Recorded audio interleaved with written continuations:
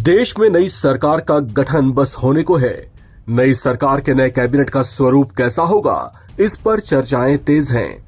बहुत से नाम ऐसे हैं जिनका मंत्री बनना लगभग तय हो गया है, लेकिन अब की बार अल्पमत में रही भारतीय जनता पार्टी, जो एनडीए के साथियों के साथ मिलकर सरकार बना रही है, चर्चा है कि अब की बार मंत्रिमंडल में क्षेत्रीय दलों को ना चाहते हुए भी ज्यादा वेटेज दिया जा सकता है, जबकि कैबिनेट गठन में राज्यवार ढंग से एनडीए के प्रदर्शन और विजयी सीटों की संख्या के आधार पर भी उन राज्यों से मंत्रियों की संख्या तय हो सकती है।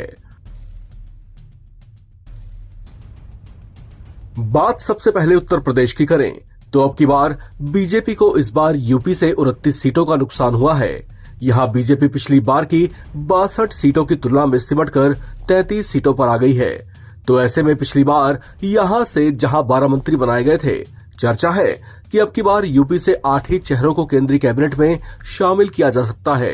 इन 8 संभावित चेहरों में लखनऊ से सांसद राजनाथ सिंह, पीलीभीत से सांसद जितिन प्रसाद, आगरा से सांसद एसपी सिंह बघेल, बांसगांव से सांसद कमलेश पासवान, अपना दल की प्रमुख अनुप्रिया पटेल, आरएलडी प्रमुख जयंत चौधरी, महाराजगंज से सांसद पंकज चौधरी और राज्यसभा सांसद बीएल वर्मा के नाम शामिल हैं।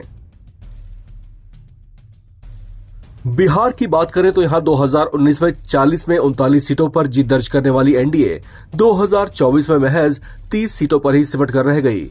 यहां एनडीए को 9 सीटों का नुकसान उठाना पड़ा है। ऐसे में चर्चा है कि अब की बार बिहार से 8 से 10 मंत्री बनाए जा सकते हैं।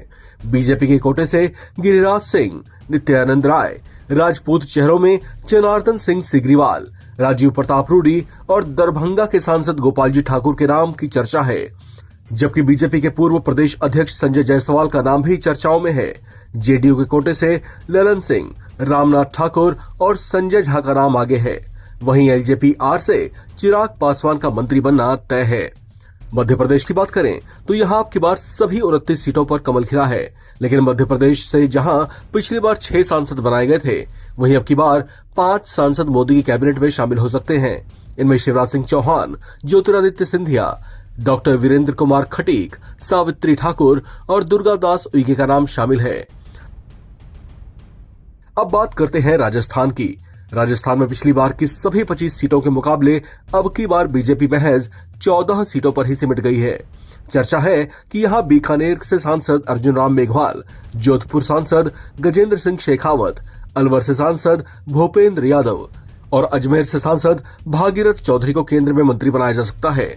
महाराष्ट्र की बात करें तो लोकसभा चुनाव में भले ही बीजेपी के अगुवाई वाले महायुति को सिर्फ 17 और इसमें बीजेपी को 9 सीटें मिली हों, लेकिन बावजूद इसके यहां पर मंत्रियों की संख्या ज्यादा होगी। नितिन गडकरी, पीयूष गोयल का मंत्री बनना तय है। इनके अलावा एकनाथ शिंदे की अगुवाई वाली शिवसेना के कोटे से एक नाम प्रताप राव जाधव मंत्री बनाए जा सकते हैं, जबकि अजित पवार की एनसीपी से सुनील तटकरे और प्रफुल्ल पटेल के नाम की चर्चा है, लेकिन उनके पास कोई कॉल नहीं आई। पंजाब की बात करें तो यहां के 13 सीटों पर तो एनडीए का खाता ही नहीं खुल पाया। इसके बावजूद लुधियाना से बीजेपी के उम्मीदवार रहे पूर्व सीएम बेअंत सिंह के पोते रवनीत सिंह बिट्टू को मोदी कैबिनेट में सिख चेहरे के तौर पर शामिल किया जा रहा है। इस खबर में फिलहाल इतना ही। बाकी अपडेट्स के लिए आप बने रहें एनबीटी ऑनलाइन के साथ।